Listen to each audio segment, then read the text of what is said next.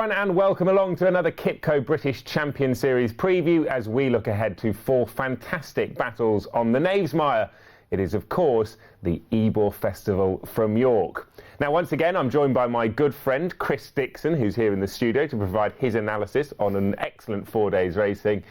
Let's take a look at what's coming your way on this week's preview.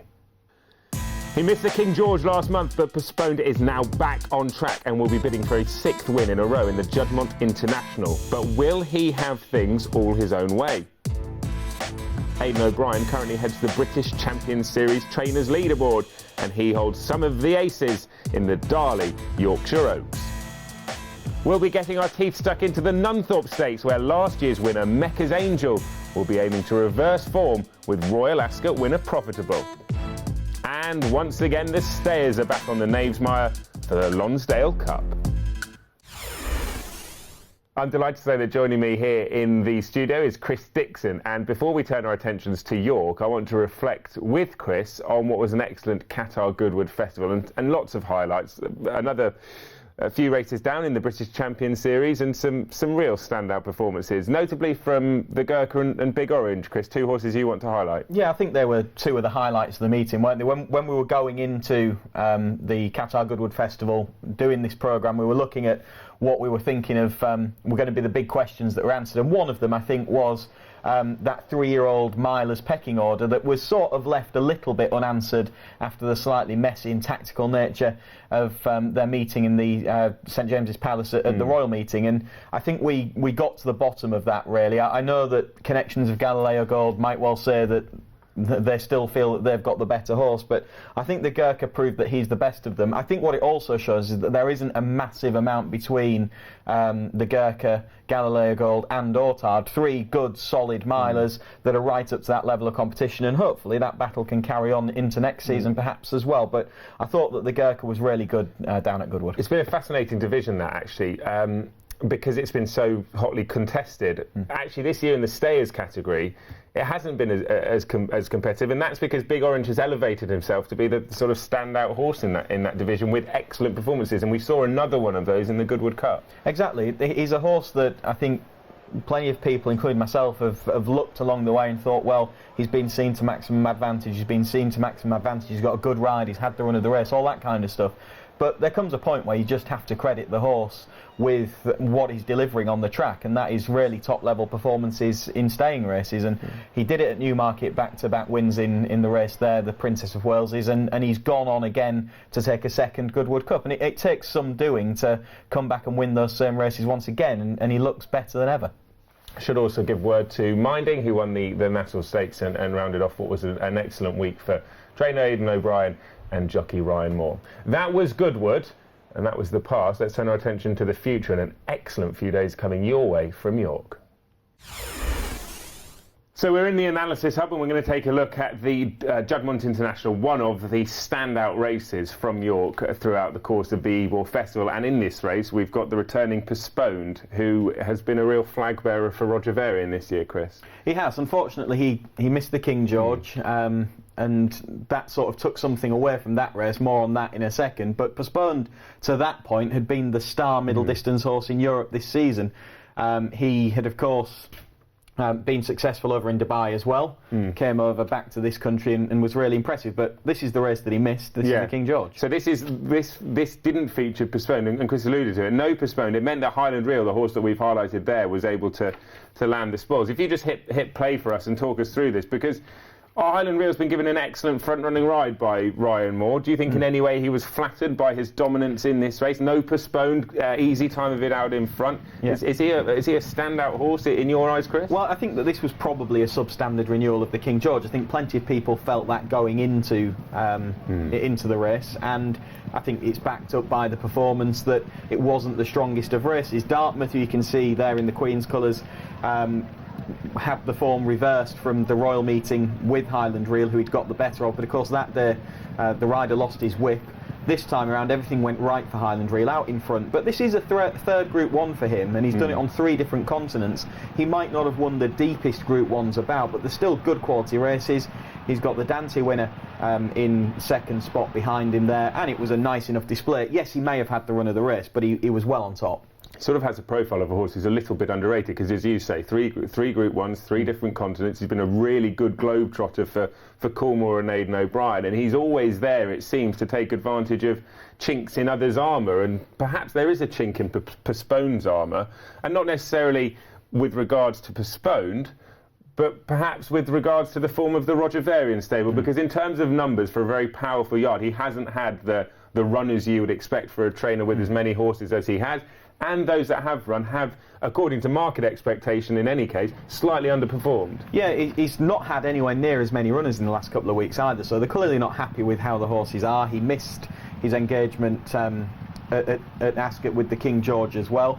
This, of course, is going back to Epsom, start of June and the coronation, and he picks off his pacemaker comfortably enough. This is an impressive display, and it's a 5th straight win, I think, including 3 Group 1s in that period. He's been in really excellent form and really progressed during the course of this year, has Postponed. He, of course, was last year's winner of the King George, another race which, in truth, was the substandard renewal of the King George then as well, and he has gone on and taken his form to another level. So, just going back to Highland, really, it's not impossible that he does the exact same thing. But Postponed is clearly the form pick in the race, though, isn't he? By quite some way, Postponed is the one that you would expect they all have to be, and that's backed up by his position in the market. Yeah, it is, but he is quite tight at the top of the market, a fairly short price, and as you say, there are slight concerns there. I just want to bring in another horse into the mix if he turns up, the Grey Gatsby, who wasn't seen to best effect behind Big Orange, who we've already discussed when they ran at Newmarket. That was over further. He stayed the trip, but he probably did make up too much ground from the back of the field. That run still suggests that there's plenty of ability there, and if you go back through his form, for all that he hasn't been right at his peak so far this season, there's a couple of runs that give him every chance. He is a proven Group 1 performer, a Group 1 winner. He beat Australia in the Irish Champion a couple of seasons ago, and that kind of form, plus his run behind Free Eagle at last year's Royal Ascot, that's right up there with the standard of form that these other two are bringing to the table, I think. Interesting. For trainer Kevin Ryan, one to keep an eye on at perhaps slightly bigger odds, the Grey Gatsby, but Postponed will head to York. We anticipate a short price favourite, and hoping to get what's been a sort of quiet few months, hoping to lift that cloud for Roger Varian and get his season firmly back on track. He's a superstar horse, and you'll see him in action at York. Let's find out what his trainer Roger Varian makes of his chances at York. We caught up with Roger in the lead up to the event. Just reflect on Epsom. He looked imperious that day. What pleased you about the way he went through his race, about how he finished it off? You had to be pleased with all of it, didn't you? You know, he's got such a good temperament. He's very good in the prelims. Travelled supremely well. Quickened very well. You know, there wasn't one part of it that you couldn't be happy with, really. Would that surface at Epsom, with a little bit of dig in it, have been very different and a very different test for him to what he had, say, in the Shima Classic, or not hugely different? No, I'd say almost carbon opposite. You know, it was a slight concern going into the Epsom race. The ground, you know, it's definitely on the slow side, genuine good to soft ground, bit gluey, and you know, when he raced at Maidan, it was flat track, you know, good to firm ground. So it was very, very different conditions, but you know, he was equally good, you know, under both. I think it just shows you his versatility. We wouldn't say this horse prefers either or, then, would you? You say that pretty much whatever comes at him, he handles absolutely fine. Well, he seems to handle everything.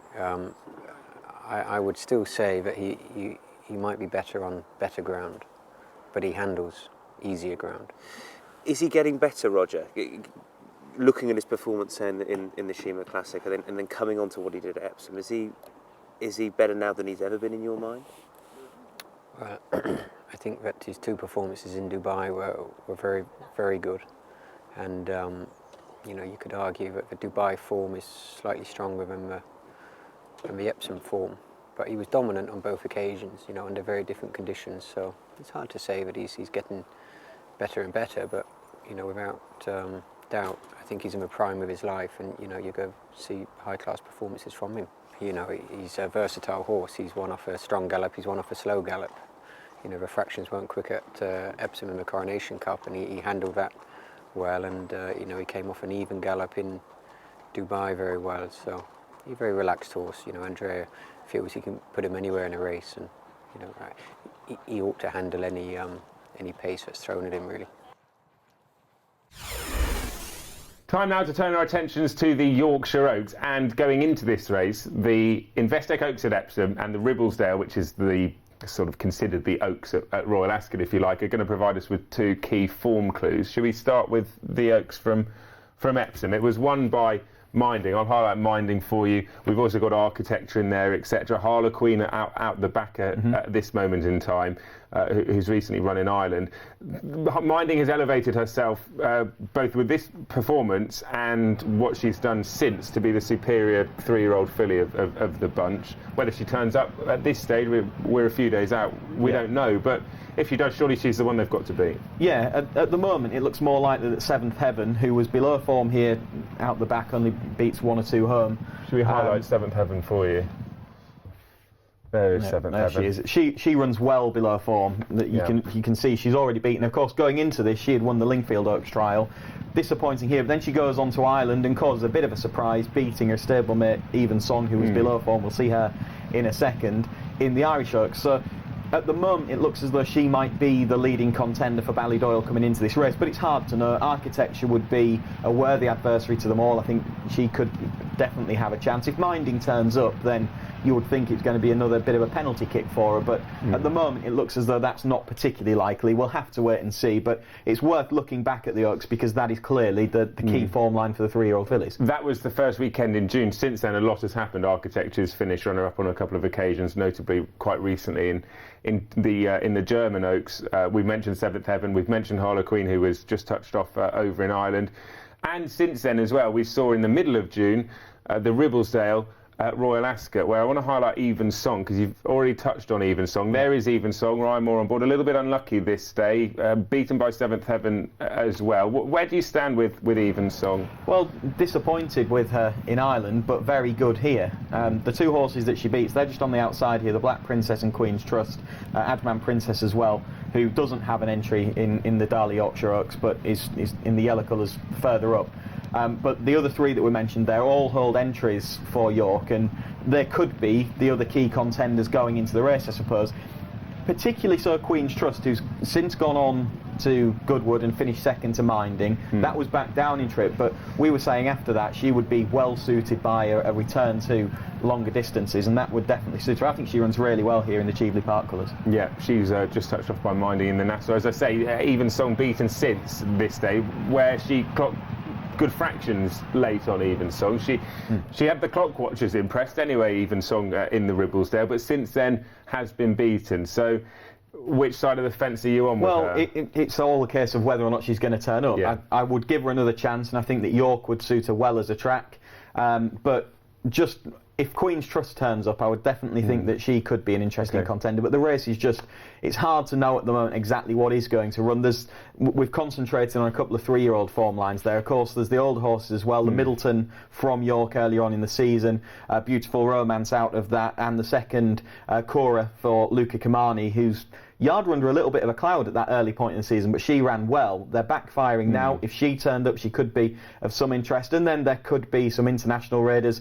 Another one from Ireland coming over for Dermot Weld. Zakova could be coming over, perhaps. You've got Simple Verse amongst the older horses we saw when looking back at postponed at Epsom. And you've also got Candelira from France who could come over. So there's loads of potential options. It's a race that at this stage is hard to quite get your head around. Yeah, and I think that's a fair point. But what we do know is that in terms of the 3-year-old fillies this year, Minding has elevated herself to the top of the tree, but there are some talented fillies in the crop in Europe, notably the likes of Architecture and Even Song, and they will be taking on the elders in the Yorkshire Oaks. Sets up for a fascinating race.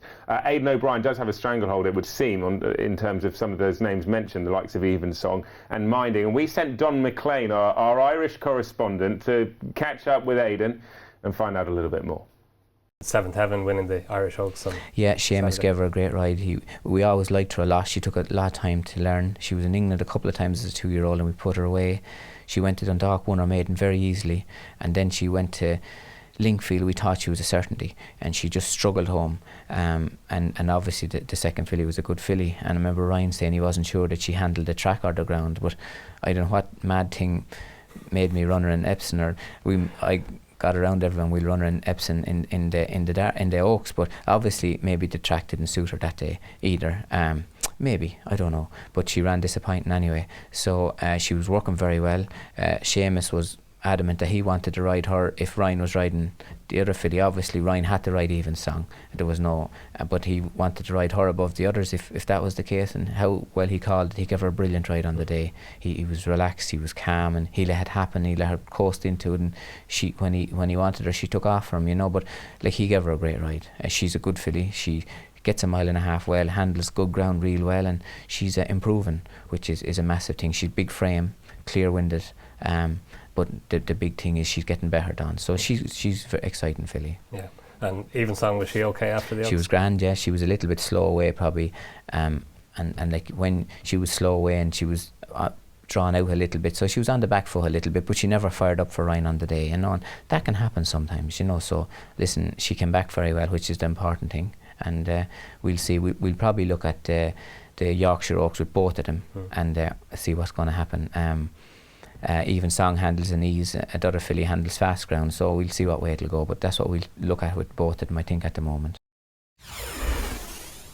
Time now to turn our attentions to the stayers and the Lonsdale Cup, and this is a race I really look forward to. The staying division is a division that attracts a lot of interest. We've seen with the successes of the likes of Big Orange already this season that these horses get a real public following, and there's no horse at York that will have a bigger following than Clever Cookie, who we can have a look at in action here, finishing second behind Mizu. And this was at Ascot in the Cigaro earlier this season. Ascot. Here we go. Even 1-1, because you get me back for last week. I meant to say Ascot, of course. Let's just highlight these horses for you if we can. Mizu is there on the outside, and Clever Cookie is there. So a little bit of ground to make up for Clever Cookie that he wasn't able to do late on. Yeah, been behind him a couple of times. I think this is a second win in the Cigaro for Mizu, who I thought got a really good ride in that he made his ground quite early and a little bit wider than you would perhaps consider ideal. But this is a horse that really gallops, he really responds to pressure. He doesn't have push-button acceleration, but he does see his races out really well and respond nicely. And I think you get a picture of that here with the way that he really battles on against Clever Cookie. The horse on the inside, Flying Officer, he was giving the pair of them weight on this occasion, so he's quite an interesting runner. He might not have gone on quite to the extent that you would have anticipated since, but he could get back on track. I really love the way that Mizu just keeps on responding, keeps on galloping, and it's quite early days in his career still. I think he's only 10 starts into his career. He's got group level form in the book already, and we're going to pick him up at Royal Ascot as well, where he's just beaten by Order of St George. You can pick out there. Well, I'll highlight Order of St George for you in a second, but I want to pick out Mizu and Clever Cookie, the two horses we were just discussing. They went from the Cigaro and locked horns again at Royal Ascot. There is Order of St George, who goes on to win the race and is a really talented horse. I just want to set up the backstory to Clever Cookie if I can. For those that don't know, Clever Cookie is trained by Peter Niven, who doesn't train too far away from York, the track, and Clever Cookie has won some good races at York in the past. Peter Niven doesn't have a host of horses like, say, an Aidan OBrien or a Luca Comani, and this horse, Clever Cookie, was bred by his mother. So it's a really heartwarming family tale, Clever Cookie, who's been a grand servant to the Niven team, and because of his performances in the past at York and at other venues, he has, as I say, got a public following. But on this form, Chris, he's going to need to improve to reverse the form with Mizu. Yeah, he possibly wasn't ideally positioned well back, but you would have anticipated if he was at his best, he would have got a fair bit closer. And again, he's got that form to reverse with Mizu, who put further ground between himself and Clever Cookie than had been the case in the Cigaro. That was obviously over the longer trip, which really does suit, I think, Mizu. But I also think that York, as a galloping track with a long straight, is the kind of place that'll really suit Mizu. So from that point of view, I think he's interesting. I think he bumped into a real top-notcher in Order of St George, the kind of horse that was winning a Gold Cup but has the class and ability to go and win at the highest level over middle distances as well. And he was just beaten by a classy arrival that day, but there won't be anything quite of that quality in the Lonsdale Cup, and I would think that Mizu is the horse to beat. Again, it's wide open as to what else will turn up, but those two almost certainly will, and I think that Mizu, with the yard in really good form, is possibly going to be the one to beat. Yeah, I think you're on the right track with Mizu, who, as Chris has already alluded to, is trained by Luca Cavani, and whose horses are in really good nick at the moment. He's banged in plenty of winners recently. We're going to turn our attentions from the stayers to the sprinters.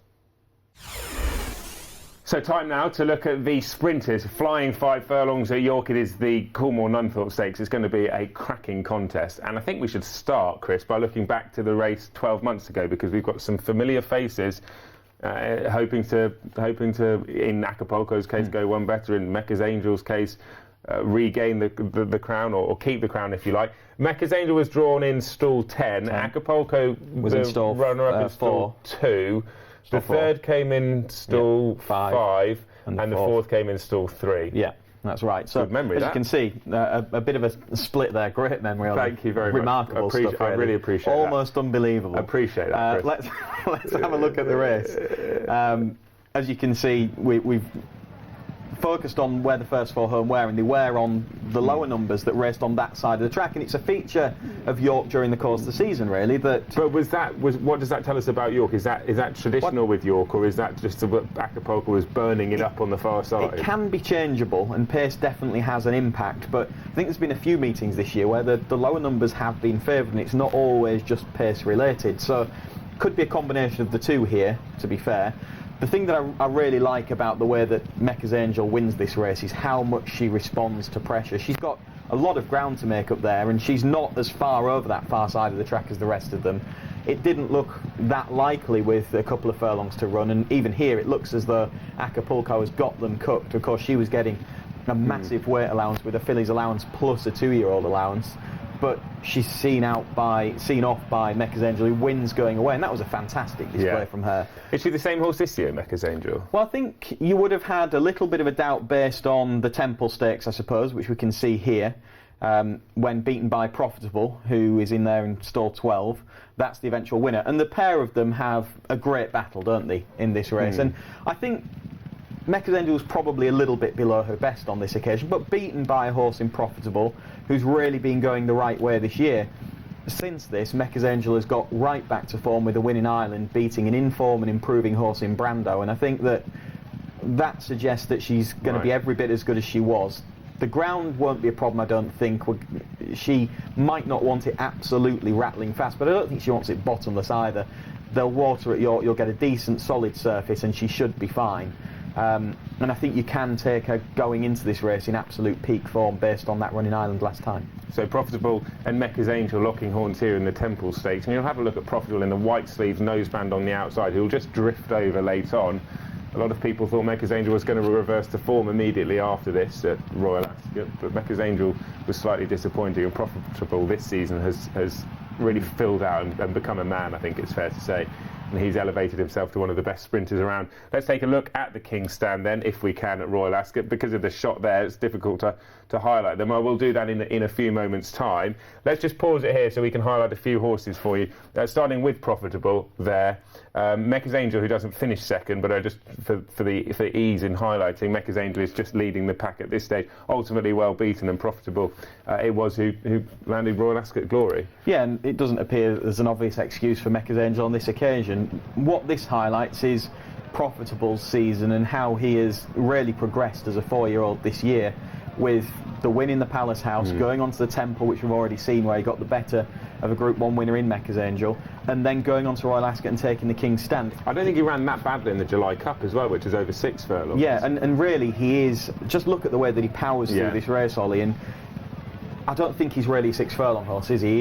He's about 5 furlongs, and the sharp, speedy 5 of the Nunthorpe at York is really likely to play to his strengths, and he's definitely the horse that has really improved in the sprint division this year, and back down to 5 with Lamato out the way perhaps, then he goes there with a very good chance. I think you can, to a degree, knock this form, see how bunched up they finish, and look at the performances of those horses, the likes of Kotai Glory in behind, Gokken in behind, most of those in behind, what they've done since, and not many of them have really fired. Mecca's Angel Isn't it a division that's a bit conducive to that, though? Yeah, I think it probably is. Whereby they all sort of underperform in turn, really. Yeah, I think that's probably right. But then that kind of highlights how open it would be going back to the Nunthorpe. We mentioned a 2-year-old running well in it last year, the big weight that they get.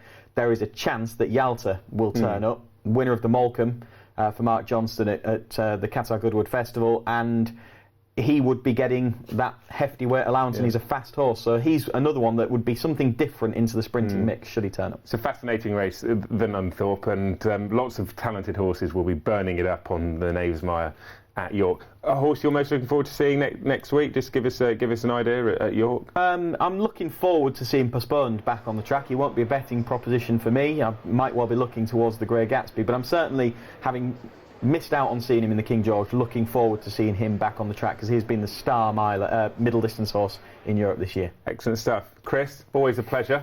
Wednesday to Saturday action from the Knavesmire coming your way. It is going to be a fantastic 4 days of racing. Hope you enjoy it. We'll see you soon.